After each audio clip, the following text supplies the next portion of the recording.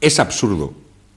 esa manía que dicen de lo del el fumador pasivo. Eso muchas veces yo pienso que consiste un poco, eso es como el meapilas, que bueno, bastante tiene con el no pecar como para vigilar que los demás pequen o dejen de pecar. Cada uno vigile su vida y vigile su historia. Concretamente, hablando y preparando el tema este de los cánceres, y como ahora está, llevamos tiempo que está tan de moda lo del cáncer de pulmón, esa es una de las razones por las que hemos tocado directamente el tema del cáncer de pulmón. Pues bueno, en una de las revistas parece ser que hay un grupo de señores que han desarrollado que los perros, sí, cuidado, me encantan los perros y no tengo nada en contra de los perros, pero los perros, parece ser que los perros de los fumadores tienen más posibilidades de tener cáncer de pulmón. Bueno,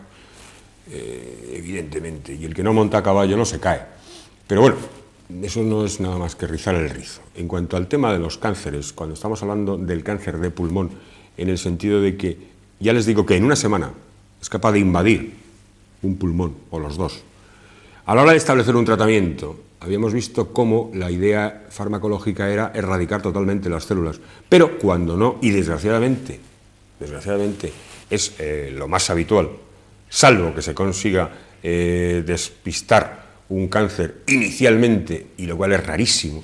porque no se da, porque entre otras cosas la estructura sanitaria de los países, de todo el mundo, no da para que, bueno, pues periódicamente se nos hagan esos chequeos que habría que hacer, pues no sé, con una tomografía o con resonancia o con termografía, que es lo más, digamos, para un diagnóstico de un cáncer. ¿Por qué? ¿Qué es eso de la termografía? Bueno, pues la termografía se desarrolló en las guerras y la termografía era capaz de, desde un avión a mucha altura, bueno, pues por calor, por temperaturas, ver un avión volando,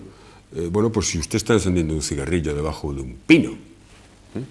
¿Qué ocurre? Si estamos viendo y hemos definido que el cáncer, que las neoplasias, no es nada más y nada menos que un aumento del metabolismo de una zona concreta, puesto que, claro, si hemos quedado que es un aumento de las mitosis que se multiplica por muchos ceros, es decir, esas células se multiplican muy deprisa. Claro, automáticamente esa zona necesita del mayor aporte sanguíneo. Eso produce un aumento del metabolismo en esa zona en concreto. Es decir, ¿qué es un aumento del metabolismo? Un aumento de la temperatura en una zona en concreto. Hombre, por supuesto, eso en etapas iniciales, en fases primarias, no se traduce, por supuesto, en esa alteración de que podamos, con el termómetro, que nos vaya a alterar a nivel general nuestra temperatura. ¿Por qué? Porque, entre otras cosas, tenemos unos mecanismos termorreguladores que compensan el desfase de un sitio con el desfase de otro. Y en ese sentido, una zona en concreto pequeña, que en muchos casos puede ser, pues no sé, de tamaños inicialmente, pues como el del... Si inicialmente es una célula o un par de células o un grupito de células, pues podemos hablar del tamaño de una cabeza de un alfiler. Es claro que ese aumento a nivel local de ese metabolismo, ese aumento a nivel local de esa temperatura, la mejor forma diagnóstica para despistarlo es una termografía. ¿Qué hace la termografía? Bueno, pues la termografía coloca al paciente y va haciendo un barrido. Como ya se conocen las temperaturas de todas y cada una de las fases de los tejidos por donde tiene que pasar, y funciona por una serie de colores, está claro que cuando hay un aumento del metabolismo, cuando hay un aumento del régimen de ese motor, se calienta en la zona en concreto. Y eso se ve por colores. Y ahí vemos que hay una zona, un hígado, un pulmón, un páncreas, lo que usted quiera, que tiene un aumento de temperatura, que hay un aumento de su metabolismo, que hay un aumento de la actividad de reproducción celular. Luego habrá que descartar cuáles son. Solo en esos casos en los que de una forma puntual, inicialmente, lo que se llama la medicina preventiva, se podría directamente, desde, pues incluso a lo mejor como los fármacos antineoplásicos actúan inicialmente, como mejor actúan es en la fase de mayor crecimiento, en la fase de mayor diferenciación celular, cuando están a tope la fase tumoral. Pero ya hemos quedado que cuando están a tope la fase tumoral es ¿por qué? Porque tiene el aporte de sangre necesario, porque tiene el espacio necesario y todavía no ha comprimido estructuras, por ejemplo, nerviosas, que automáticamente darían el chivatazo para que ese paciente buscara el concurso de un especialista y le descartara la patología que tiene y le estableciera un tratamiento. Entonces, ¿qué ocurre? Cuando ya, por compresión de estructuras y a lo largo de mucho tiempo, se produce ese diagnóstico, es cuando vamos a instaurar un tratamiento farmacológico. Ese tratamiento farmacológico, como antineoplásicos, como el metotrexate, la vincristina, cada uno tiene sus actividades distintas. El metotrexate se absorbe bien por vía oral, se elimina en un 90% a nivel renal. Obviamente, si tengo un paciente que ya está claudicando, que lleva tiempo y que seguramente tendrá algún problema, a lo mejor de insuficiencia renal, si el 90% del metotrexate se elimina por riñón, es claro que va a estar mucho más tiempo en plasma. Si va a estar mucho más tiempo en plasma, los efectos secundarios del metotrexate y además en los antineoplásicos en general, los efectos secundarios van desde las náuseas, los vómitos, las alopecias, a nivel de la caída del pelo, alteraciones a nivel neurológico, parestesias, decaimiento general. Hay una inmunosupresión, es decir, son pacientes que son propensos a hacer infecciones por virus, hongos o bacterias que incluso de otra manera ese mismo paciente, si no estuviera tan inmunodeprimido, no las cogería. Su mismo sistema inmunitario se ocuparía muy bien de defenderle precisamente contra eso. Otra de las causas de los efectos secundarios que producen este tipo de fármacos antineoplásicos es a nivel de sangre, a nivel de la serie roja, a nivel de esas células que son los glóbulos rojos, que son los que tienen que hacer ese aporte de oxígeno. Imagínense en un problema de un CA, un cáncer de pulmón,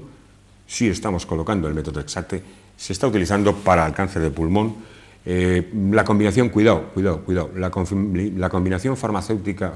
la terapéutica farmacológica para las neoplasias, para los cánceres, no es única. ¿Por qué? Porque en una misma masa tumoral hay grupos celulares que a lo mejor pueden estar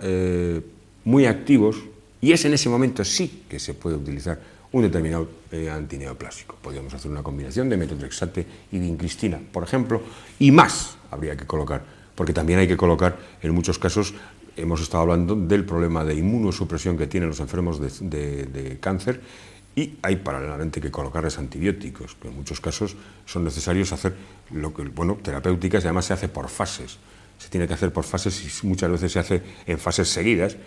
incluso se hacen de días, y luego se le dan periodos de descanso. ¿Por qué? Porque claro, los efectos secundarios, por supuesto, en la primera toma no aparecen. Ya hemos visto cómo los efectos secundarios no se desencadenan, salvo que sea algo muy nefrotóxico, un antineoplásico muy nefrotóxico, que produzca alteraciones a nivel de pares craneales inmediatamente. ¿Por qué? Por la forma de administración, pero en ese caso, cuando el cáncer es tan masivo, en ese caso ya se sabe que la terapéutica farmacológica no va a resolver. Entonces se pretende, en primer lugar, tratar de reducir el número de células cancerosas, el número de células tumorales, de reducirlas primero quirúrgicamente, incluso muchas veces se hace quirúrgica y radiológicamente, con radioterapia, para tratar de, en lo máximo posible, reducir, y luego se acompaña de terapéutica farmacológica. Pero aun en esos casos ya se sabe que las posibilidades, las perspectivas de vida del paciente son cortas. Entonces, en este sentido, el plan de trabajo es otro, en el sentido de tratar de aumentar en lo posible sus perspectivas de vida y garantizar en lo posible también la calidad de vida del paciente. Y entonces, en estos casos, es cuando son las terapias, esas en las que se aplican durante días, la quimioterapia que se aplica durante días, la radioterapia que se aplica durante una serie de días, y luego se le dan periodos de descanso. Pero fíjense cómo, entre los efectos secundarios de los antineoplásicos, uno de ellos, lo de las náuseas y los vómitos, cuando hay periodos de descanso, que por supuesto recuperan, a lo mejor el paciente puede recuperar y puede, si no olvidarse, por lo menos alargar o espaciar esos efectos secundarios en cuanto a nivel de gastrointestinales, a nivel de hepatitis, pueden acabar en cirrosis. Todo ese tipo de patologías pueden remitir en algún sentido y bueno, darle algún tipo de calidad de vida al paciente. Pero es curioso que este tipo de pacientes, sobre todo en fases en las que se les repiten periódicamente y ya conocen los estados en los que, bueno, pues van a su casa y luego cuando les toca pasar por esas fases tienen que ir a un hospital en concreto, puesto que, claro, hay que monitorizar a esos pacientes y hay que llevar todas las constantes en concreto, puesto que hay que ver cómo están las transaminasas, hay que ver todas y cada una de la serie sanguínea, cómo van los temas de anemia, porque en muchos casos incluso hay que hacer trasplantes y bueno, pues este tipo de pacientes desarrollan ese problema de náuseas y vómitos incluso sin haber vuelto, sin haber reiniciado otra vez la pauta o la línea de tratamiento antineoplásico. Entonces, en este sentido, las alteraciones, además, muchas veces a nivel gastrointestinal, porque hemos de tener en cuenta una cosa. Sí, hemos quedado que los fármacos antineoplásicos pretenden, deshacer o destruir las células tumorales. Pero inicialmente las células tumorales no son ni más ni menos que células embriológicamente nuestras, del paciente, que en un momento determinado han perdido esos controles de los que hablábamos al principio. Pero claro, el tronco, o sea, esas células al lado tienen células que, aunque sean normales, que no hayan perdido esos controles de diferenciación, son afectadas directamente por ese tipo de fármacos antineoplásicos y bloquean su normal mitosis, su normal división y su normal función, puesto que eso es lo que producen a nivel de piel cuando producen esas alopecias, a nivel de uñas cuando se producen las caídas de las uñas. Esos problemas que producen, porque además depende de cómo se absorban o cómo se pasen los fármacos, porque estos fármacos de los antineoplásicos hay como el metotrexate, que se pasan a nivel oral, pero hay otros que no se pueden pasar a nivel oral y se pasan por vía intravenosa. Este tipo de fármacos, bueno, pues este tipo de fármacos se pasan durante una serie de horas determinadas y luego se retiran. Pero claro, sus efectos son a todos los niveles, no solo a nivel de la banda tumoral, porque además hemos de tener en cuenta una cosa, que independientemente de que nosotros podamos tener localizada una masa tumoral, que en un momento determinado, por supuesto, podemos ir a cirugía a resolver, independientemente de que consigamos, mediante radioterapia, reactivar esa proliferación celular, para luego aprovecharnos de que están en fase alta de reproducción celular y aprovechar esa coyuntura para bombardear. Nunca se bombardea, hemos quedado con un solo fármaco antineoplásico, se bombardea con varios y en distintas fases, porque una misma masa tumoral, un mismo tumor, no todas las células están en la misma fase de crecimiento, se producen alteraciones bioquímicas, inmunológicas y tienen distintas etapas proliferativas. Es decir, un grupo puede estar muy álgido a nivel de diferenciación, con un número de mitosis muy alto, y otro grupo puede estar muy bajo. Entonces, ese fármaco antineoplásico puede estar trabajando muy bien y arrasando con las células neoplásicas, con las células tumorales que están en un alto nivel de división celular, en un alto nivel mitótico. Bien, se puede limpiar, pero luego hay una serie de células que estaban en un diapasón, digamos, en un dintel muy bajo de diferenciación y que por ahí ha pasado el fármaco sin pena ni gloria. Claro, porque estamos viendo que este tipo de tratamiento farmacológico no puede llevarse de una forma seguida y además de una forma ininterrumpida, puesto que las concentraciones son exactas. Es decir, el metotrexate a una concentración determinada tiene una acción, sirve para una cosa y hace bien su acción, con la cuenta corriente de reacciones adversas que va a llevar. Ese mismo fármaco en otra concentración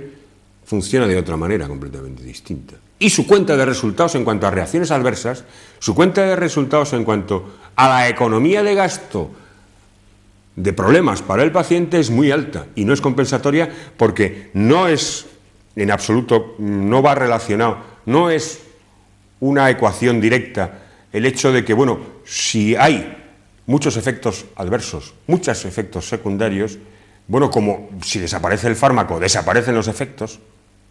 secundarios, bueno, pues si supiéramos eso y paralelamente, a la vez, la ecuación fuera directa, es decir, bueno, tenemos este tipo de efectos adversos que sabemos que cuando desaparezca el fármaco vamos a poder reinstaurar y poner en su sitio, pero a la vez es capaz de arrasar con casi todas las células tumorales, bueno, en ese caso sería cuestión de valorar, de estudiar, bueno, cómo podemos o no podemos hacer. Pero aquí no es así. Las concentraciones cambian, como los fármacos estos, a una serie de concentraciones que no vamos a dar las cifras, en una concentración concreta tienen ese tipo de acción, pero en otra concentración, cuando nos pasamos de concentración, aparte de que no vamos a conseguir mayor cuenta de resultados en cuanto a poder descartar, en cuanto a poder llegar a la solución radical de ese tumor, los efectos secundarios no solo se multiplican en progresión geométrica, cuidado, en progresión geométrica, sino que además, si está claro que si hemos producido una hepatitis, una vez que hemos conseguido una cirrosis, por ejemplo, pues si habíamos visto cómo la diferencia que había entre un infarto y una angina era que el infarto hay muerte del miocardio, bueno, pues en el caso de una cirrosis es que ya ese hígado está tocado. Independientemente de que quitemos el fármaco, ese hígado, esa alteración que ha quedado en el hepatocito, el número de hepatocitos que no funcionan, esos ya no se van a poder regenerar, porque además estamos hablando de pacientes que en muchos casos hemos visto que están inmunodeprimidos, estamos hablando de pacientes incluso que están caquéxicos, es decir, que ya están debilitados, estamos hablando de pacientes que tienen a lo mejor, necesitan el concurso de la alimentación parenteral, estamos hablando ya de pacientes que sus condiciones de vida en cuanto a, pues son cada vez más pequeñas, con lo cual, bueno, si además sus hígados, sus órganos, sus riñones no están ya en las condiciones óptimas de trabajo, si se les machaca mucho más, la cuenta de resultados siempre coge. Entonces, en este sentido, ¿qué se combina? Se combinan distintos fármacos, familias de fármacos, y se hacen en fases, en periodos, tratando un poco de irlos cambiando para que las reacciones adversas, para que los efectos secundarios, pues hombre, se instauren durante el menos tiempo posible. Si ya se sabe que tal fármaco, tal antineoplásico, en un plazo de 7 a 10 días, va a empezar a plantearnos problemas a nivel de hepatitis, o problemas a nivel de páncreas, o problemas a nivel de hígado, de riñón, bueno, lo que se hace es, se les da se produce ese bombardeo durante ese tiempo y luego se cambia a otro fármaco que también sabemos qué efectos secundarios va, y se hacen esas fases de tratamiento. Normalmente lo que se suele hacer es combinar las 3 terapias, el trípode famoso, la cirugía, la radioterapia y la farmacología. Y en este sentido, este es un poco el aspecto, triste aspecto, en el sentido de que muchas veces, cuando llegas al diagnóstico en un paciente con una neoplasia, con un cáncer, con un tumor, salvo que sea de unas zonas concretas que estén como muy aisladas, que en sí mismas anatómicamente estén encapsuladas y no hayan permitido, puesto que las metástasis ya hemos visto cómo se distribuyen a nivel sanguíneo, cómo se pueden distribuir a nivel linfático y cómo se distribuyen también por compañía anatómica. Entonces, salvo en casos concretos o en casos de tumores benignos, que, bueno, pues no en su código no está la posibilidad de caer a hacer metástasis, en esos casos concretos la cirugía y, como siempre en medicina, y más en patología de cáncer, es la medicina preventiva, por supuesto, y en ese sentido la cirugía, por supuesto, es la que más éxitos está consiguiendo, puesto que una vez que se entra en la dinámica, de la farmacología con un enfermo de cáncer, lo que ocurre es que se va buscando darle un poco de calidad de vida y además el bombardeo farmacológico no es solo con antineoplásicos, puesto que hemos visto que son enfermos que están inmunodeprimidos, con lo cual hemos de colocarles pues, antibióticos o antivíricos o antibacterianos. Además, habrá que colocar, porque en muchos casos hay que acompañar de antidepresivos, si además estamos hablando de pacientes cánceres terminales con problemas de dolores, puesto que uno de los grandes problemas que hemos quedado era que el aumento de esa masa tumoral invadía estructuras vecinas y, bueno, pues las estructuras vecinas pueden ser estructuras nerviosas, con lo cual se están estimulando. Y en ese sentido, las clínicas del dolor, en todo hospital que tiene unidad de neoplasia de cáncer, existe una unidad de dolor, puesto que ahí hay que utilizar desde opiáceos menores, opiáceos mayores, incluso anestesia, y en algunos casos se hace extirpación concreta de una rama nerviosa o de un tronco nervioso. En fin, en ese sentido esta es la teoría que hay actualmente farmacológica, pero que nunca va separada de la cirugía y de la radioterapia. Y bueno, vamos a ver, esperemos que en un futuro podamos conseguir algo más, si no desde la farmacología, desde el aspecto que sea, para poder combatir el cáncer. En fin, buenas tardes y hasta pronto.